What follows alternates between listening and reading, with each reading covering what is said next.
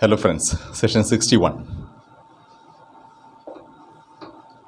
We are going to see the management of nouns within sentences. So we have a topic like nouns in sentences.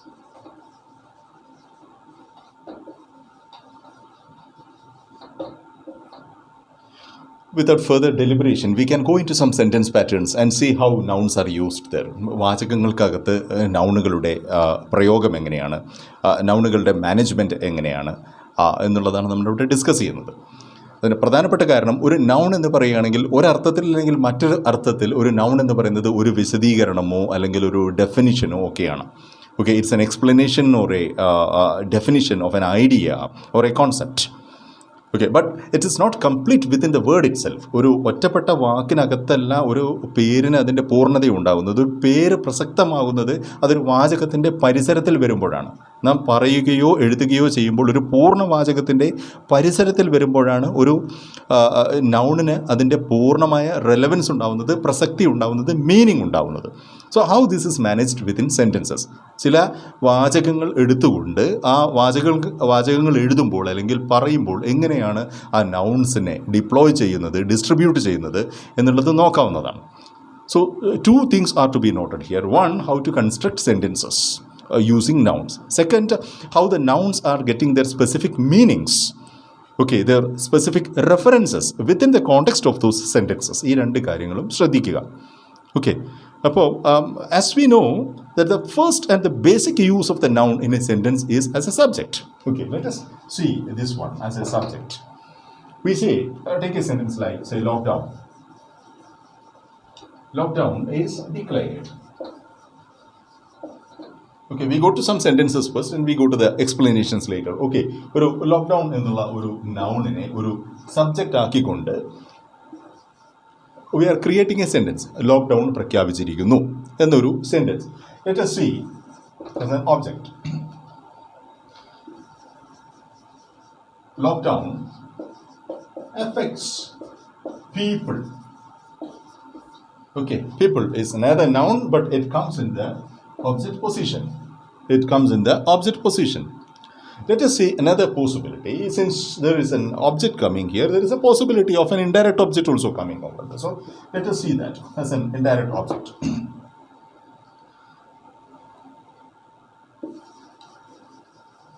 Lockdown gives people, say, protection. We have two nouns coming here. One is people and another is a protection.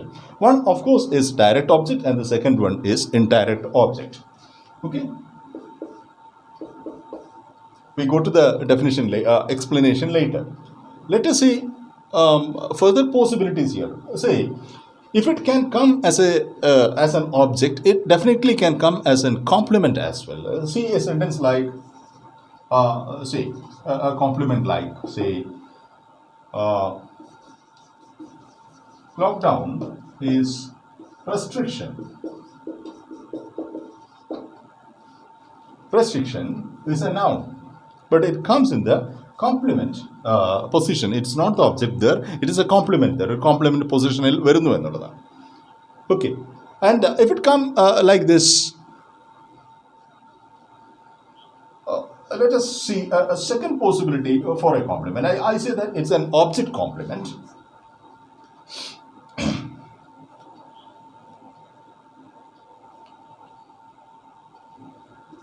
Lockdown, say, restricts people from travel. We have a noun here, we have another noun here, and we have the subject noun here.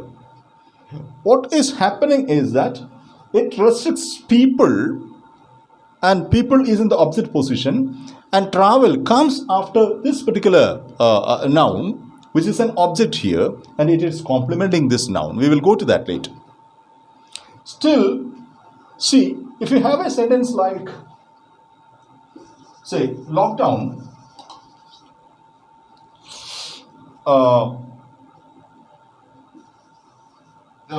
held up people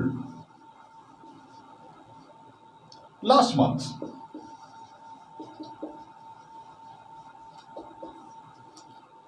We see that this one is also, month is also a noun, but its use is entirely different from how it is used in the other context. It is used adverbially there. We look at these sentences and see how the nouns are managed within these sentences. Okay.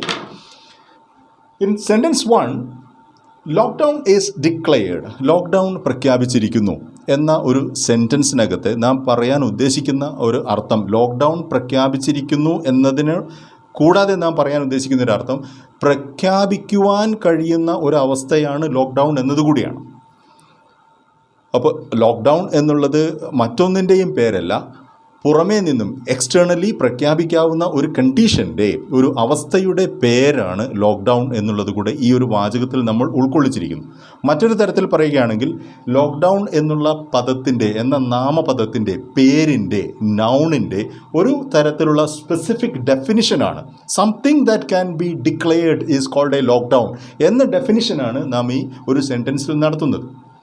അങ്ങനെ ഒരു sentence പറയണമെങ്കിൽ, lockdown പ്രഖ്യാപിച്ചിരിക്കുന്നു എന്ന് പറയണമെങ്കിൽ lockdown എന്താണ് എന്നുള്ള ഒരു വ്യക്തമായ ബോധം നമുക്ക് വേണം. അതുമാത്രമല്ല, ആ ലോക്ക്ഡൗണിനെ എന്ത് ചെയ്തിരിക്കുന്നു, അത് പ്രഖ്യാപിച്ചിരിക്കുന്നു എന്ന് പറയുവാനുള്ള, ആ ഒരു സ്റ്റേറ്റ്മെൻറ്റ് നടത്തുവാനുള്ള അറിവും ഇൻഫർമേഷനും കൂടെ നമുക്ക് ആവശ്യമുണ്ട് എന്നുള്ളതാണ്. അപ്പോൾ വളരെ ലഘുവായി, ലളിതമായിട്ടല്ല നമ്മൾ ലോക്ക്ഡൗൺ ഈസ് ഡിക്ലെയർഡ് എന്നുള്ള ഒരു സിമ്പിൾ സെൻറ്റൻസ് എഴുതുകയോ പറയുകയോ ചെയ്യുന്നത്. ലോക്ക്ഡൗണിനെ മനസ്സിലാക്കിക്കൊണ്ടും അതിൻ്റെ ഡിപ്ലോയ്മെൻറ്റ്, അതിൻ്റെ മാനേജ്മെൻറ്റിലുള്ള കണ്ടീഷൻസ് മനസ്സിലാക്കിക്കൊണ്ടുമാണ് നാം ലോക്ക്ഡൗൺ ഈസ് ഡിക്ലെയർഡ് എന്ന് പറയുന്നത്. നമ്മളെ സംബന്ധിച്ചിടത്തോളം ലോക്ക്ഡൗൺ എന്നുള്ള പദത്തിൻ്റെ, ഈ നൗണിൻ്റെ സബ്ജക്റ്റ് പൊസിഷനിലുള്ള ഒരു സ്പെസിഫിക് യൂസായി നമ്മളതിനെ മനസ്സിലാക്കുന്നു. You go to the second sentence where it is coming as an object. Okay, lockdown affects people. Of course, in the subject position we have the noun lockdown, and in the object position we have people, because what is affecting the people is a lockdown, and people are affected by lockdown എന്നൊരു അർത്ഥം കൂടിയുണ്ട്. ജനങ്ങളാണ് ലോക്ക്ഡൗണിനാൽ ബാധിക്കപ്പെട്ടത് എന്നൊരർത്ഥം കൂടിയുണ്ട്. മലയാളത്തിൽ നമ്മളിതിനെ കർമ്മണി പ്രയോഗം എന്ന് വിളിക്കും. കർത്തരി പ്രയോഗം എന്ന് പറയുന്നത് when the subject is prominent, it is called, കർത്താവിന് പ്രോമിനൻ്റ് ആയിട്ടുള്ള, സബ്ജക്റ്റ് പ്രോമിനൻ്റ് ആയിട്ടുള്ള പ്രയോഗത്തിനെ കർത്തരി പ്രയോഗം എന്നും, ഓബ്ജക്റ്റ് പ്രോമിനൻ്റ് ആയിട്ടുള്ള പ്രയോഗത്തിനെ കർമ്മണി പ്രയോഗം എന്നും നമ്മൾ സാധാരണ വിളിക്കാറുണ്ട്, മലയാള വ്യാകരണത്തിൽ വിളിക്കാറുണ്ട്. അപ്പോൾ ഇതിനൊരു കർമ്മണി പ്രയോഗമാക്കി മാറ്റാനുള്ള, ഒരു പാസിവൈസ്ഡ് സെൻറ്റൻസ് ആക്കി മാറ്റുവാനുള്ളൊരു സാധ്യതയുണ്ട് എന്നതാണ് നമ്മളിവിടെ സൂചിപ്പിക്കുന്നത്. How do we convert that? People are affected by lockdown. If you say a sentence like lockdown affects people, converted into people are affected by lockdown, what happens is that the object position word is coming to the subject position and it is spoken of in the passive way. Okay, ഇതിൽ ഉൾക്കൊള്ളുന്ന സാധ്യതകളെയാണ് നമ്മൾ ശ്രദ്ധിക്കുന്നത്. നമ്മൾ ഈ വാചകം വളരെ ലളിതമാണ്, lockdown ജനങ്ങളെ ബാധിക്കുന്നു. അതിൻ്റെ അർത്ഥം, രണ്ട് തരത്തിലുള്ള അർത്ഥങ്ങൾ അതിനകത്ത് നമുക്ക് വായിച്ചെടുക്കുവാൻ കഴിയുന്നു. ഒന്ന്, ജനങ്ങളെ ബാധിക്കുന്നത് എന്താണോ അതാണ് ലോക്ക്ഡൗൺ. ഓക്കെ, ലോക്ക്ഡൗണിനാൽ ബാധിക്കപ്പെടുന്നവർ ആരാണോ അവരാണ് ജനങ്ങൾ. ഈ രണ്ട് സാധ്യതകളും ഈ രണ്ട് നൗൺസിനകത്ത് നമ്മൾ ഉൾക്കൊള്ളുന്നുണ്ട്. അപ്പോൾ പീപ്പിൾ എന്നുള്ള വാക്കിന് ജനങ്ങൾ എന്ന് മാത്രമല്ല നമ്മളവിടെ അർത്ഥം കാണുന്നത്, ലോക്ക്ഡൗണിനാൽ ബാധിക്കപ്പെടാവുന്ന ഒരു ആൾക്കൂട്ടത്തിൻ്റെ പേരാണ്, അല്ലെങ്കിൽ ഒരു ജനസമുച്ചയത്തിൻ്റെ പേരാണ് ജനത എന്നുള്ള ഒരു പ്രത്യേക അർത്ഥം നമ്മളവിടെ വരികയാണ്. സത്യത്തിൽ ഈ ഒരർത്ഥം, ലോക്ക്ഡൗണിനാൽ ബാധിക്കപ്പെടുന്ന സമൂഹത്തിൻ്റെ പേരാണ് ജനത എന്നുള്ള ഒരർത്ഥം ഈ ഒരു വാചകത്തിൽ മാത്രമേ ഉള്ളൂ. കാരണം ഈ പീപ്പിൾ എന്നുള്ള ഒരു നൗൺ ഉപയോഗിച്ചുകൊണ്ട് നിങ്ങൾക്ക് എത്ര വാചകങ്ങൾ വേണമെങ്കിലും സൃഷ്ടിക്കാം എന്നിരിക്കെ ആ പദത്തിന് നിയതമായൊരു അർത്ഥമില്ല എന്ന് നാം മനസ്സിലാക്കുന്നു. പലതരത്തിലുള്ള പേരുകളുടെ സൂചനകൾ ഈ പദത്തിൽ ഉൾക്കൊള്ളുന്നുണ്ട് എന്ന് നാം മനസ്സിലാക്കുന്നു. ഈ ഒരു സെൻറ്റൻസിൻ്റെ തലത്തിൽ മാത്രമാണ്, ഈ ഒരു റെസ്ട്രിക്റ്റഡ് കോണ്ടെക്സ്റ്റിൽ മാത്രമാണ് നാം ഈ ഉദ്ദേശിക്കുന്ന അർത്ഥം ഇവിടെ ലഭിക്കുന്നത്. അപ്പോൾ ചുരുക്കി പറയുകയാണെങ്കിൽ ഈ രീതിയിലും അതിൻ്റെ ഒരു സബ്ജക്റ്റ് പൊസിഷനിലും ഒബ്ജക്റ്റ് പൊസിഷനിലും ഒരേ സമയം നൗൺസിനെ ഡിപ്ലോയ് ചെയ്തുകൊണ്ട് നമുക്കൊരു സെൻറ്റൻസ് കൺസ്ട്രക്ട് ചെയ്യാം എന്ന് നാം മനസ്സിലാക്കുന്നു. We go to another possibility. നാം നേരത്തെ പറഞ്ഞതുപോലെ, if there is a direct object possibility, there is an indirect object possibility also. Lockdown gives people protection എന്ന് പറഞ്ഞാൽ സംരക്ഷണം, സുരക്ഷ എന്നുള്ള അർത്ഥത്തിലാണ്. സോ ലോക്ക്ഡൗൺ ഗീവ്സ് പ്രൊട്ടക്ഷൻ, സംരക്ഷ കൊടുക്കുന്നു. ആർക്ക് കൊടുക്കുന്നു? ജനങ്ങൾക്ക് കൊടുക്കുന്നു എന്ന അർത്ഥത്തിലാണ്. So protection is direct object which is directly affected by the verb and which is indirectly affected by the verb people. Indirect object becomes people. ഇവിടെയും നമ്മൾ നേരത്തെ സെൻറ്റൻസുകളിൽ കണ്ടതുപോലെ തന്നെ ഇതിനൊരു ഒബ്ജക്റ്റ് പൊസിഷനിൽ വന്നുകൊണ്ട് ഏതൊരർത്ഥമാണോ ഇവിടെ പീപ്പിൾ എന്നുള്ളതിനുള്ളത്, അതുപോലെ തന്നെ ഒരു ഇൻഡയറക്റ്റ് പൊസിഷനിലും ഒരു ഡയറക്റ്റ് പൊസിഷനിലും ഒരേ സമയം വരുമ്പോൾ ഈ വാക്കുകളുടെ അർത്ഥം നിയതമായി മാറുന്നു. മറ്റൊരു രീതിയിൽ പറഞ്ഞാൽ ഇത്തരത്തിൽ ഈ നിയതമായൊരർത്ഥം മനസ്സിൽ കണ്ടുകൊണ്ട് മാത്രമേ നമുക്ക് ഈ ഒരു വാചകം നിർമ്മിക്കുവാൻ കഴിയുകയുള്ളൂ. Lockdown gives people protection. Lockdown ജനങ്ങൾക്ക് സുരക്ഷ നൽകുന്നു. Okay, we go to another possibility. ഇതിൽ നിന്നും എൻറ്റയർലി ഡിഫറെൻ്റ് ആയിട്ടുള്ള ഈ ഒരു ഒബ്ജക്റ്റ് പൊസിഷൻ എൻറ്റയർലി ഡിഫറെൻ്റ് ആയിട്ടുള്ള മറ്റൊരു possibility, you say that it's A first possibility or A subject compliment possibility. What is happening? Lockdown is restriction. Okay, restriction is a noun. At the same time, in this sentence, നമ്മൾ അതിനൊരു object ആയിട്ടല്ല, technically നമ്മൾ അതിനൊരു compliment ആയിട്ടാണ് use ചെയ്യുന്നത്. It means that it simply completes the sentence. ആ വാചകത്തെ പൂർത്തീകരിക്കുന്നത് മാത്രമേ ഉള്ളൂ. In fact what is done is it is referring back to the first noun in this sentence, lockdown. Subject ആയിട്ടുള്ള ഫസ്റ്റ് നൗൺ ആയിട്ടുള്ള ലോക്ക്ഡൗൺ എന്ന വാക്കിനെ കംപ്ലീറ്റ് ചെയ്യുന്ന മറ്റൊരു വാക്ക് മാത്രമേ ആവുന്നുള്ളൂ. ലോക്ക്ഡൗൺ എന്നാൽ നിയന്ത്രണമാണ്. റെസ്ട്രിക്ഷൻ മീൻസ് നിയന്ത്രണം. അപ്പോൾ ലോക്ക്ഡൗണിനെ കുറിച്ച് തന്നെയാണ് നിയന്ത്രണം എന്ന് നമ്മൾ പറയുന്നത്. ലോക്ക്ഡൗൺ, നിയന്ത്രണം എന്നുള്ള രണ്ട് അർത്ഥത്തിനേക്കാൾ കവിഞ്ഞ മറ്റൊരു കാര്യം നമ്മളവിടെ സൂചിപ്പിക്കുന്നില്ല. അതുകൊണ്ട് technically, grammatically speaking, this word is functioning as a complement. And what kind of complement? ഏതിനെയാണ് അത് കംപ്ലീറ്റ് ചെയ്യുന്നത്? ഈ ലോക്ക്ഡൗൺ എന്നുള്ള വാക്കിൻ്റെ അർത്ഥത്തെയാണ് ഇവിടെ റെസ്ട്രിക്ഷൻ എന്നുള്ള രണ്ടാമത്തെ വാക്ക് കംപ്ലീറ്റ് ചെയ്യുന്നത്. Let us look at this one. Lockdown restricts people from travel. ഇവിടെയും ലോക്ക്ഡൗൺ റെസ്ട്രിക്ട്സ് പീപ്പിൾ. അവിടെ people is coming in the object position. And what happens to the people? People are restricted from travel, from movement, from travel by the lockdown. So this travel happens to be a complement. And at the same time it is a noun. Travel എന്നുള്ളത് ഒരു നാമപദം കൂടിയാണ്. പക്ഷേ it is affecting people. So say that അവിടെ മറ്റൊരു കാര്യം, okay, it means that it is complement to the object. ഇവിടെ when it is complement to the subject, ഇവിടെ in this sentence it is complement to the object എന്ന് വരുന്നു. അതുപോലെ തന്നെ മറ്റൊരു കാര്യം, you have from here. Okay, and this is following a from എന്നുള്ളത്. Okay, it can follow a proposition, it can follow a concession like this. Let us look at the last one. Lockdown held up people last month. It is entirely different from. നാം പറയുന്നത് ഒരു നാമം ഏതൊക്കെ തരത്തിൽ deploy ചെയ്യുന്നു എന്നുള്ളതാണ്. ഇവിടെ last month എന്നുള്ളത്, month is a noun. Okay, last month. Okay, last reference to the previous എന്നുള്ള അർത്ഥത്തിൽ ലാസ്റ്റ് മന്ത്, കഴിഞ്ഞ മാസം. Lockdown held up people.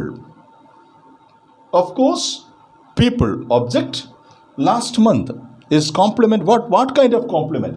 An adverbial complement. Okay, ഇതിൽ നിന്നും വ്യത്യസ്തമായിട്ടുള്ള ഫ്രം ട്രാവൽ എന്നുള്ള പോലെ തന്നെ ഒരു ഡിഫറെൻ്റ് ആയിട്ടുള്ള ഒരു പോസിബിലിറ്റി കൂടെ അവിടെ നമുക്ക് ലഭിക്കുന്നു. It held up people when it held up people last month. കഴിഞ്ഞ മാസം ജനങ്ങളെ തടഞ്ഞ അല്ലെങ്കിൽ ജനങ്ങളെ നിയന്ത്രിച്ച ഒരു കാര്യമാണ് ലോക്ക്ഡൗൺ എന്ന് വരുന്നത്.